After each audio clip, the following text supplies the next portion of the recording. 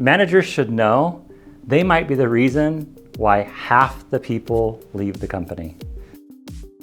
You as a manager might be the reason why 1 in 2 people leave their organization unhappy.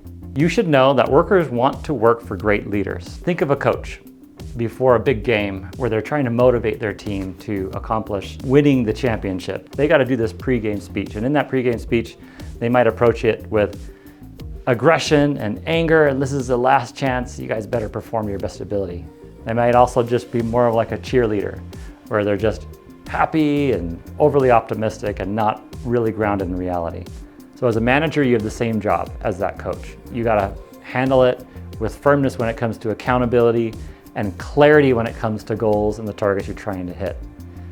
But you also have to be real and a person, and you gotta motivate them and touch their hearts and have them want to follow and want to perform and succeed. A great example of this is President John F. Kennedy when he made the moon landing announcement.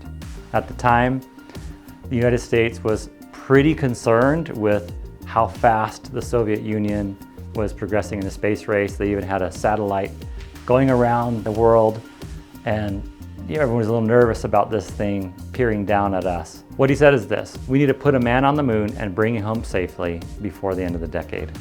That's a very clear goal.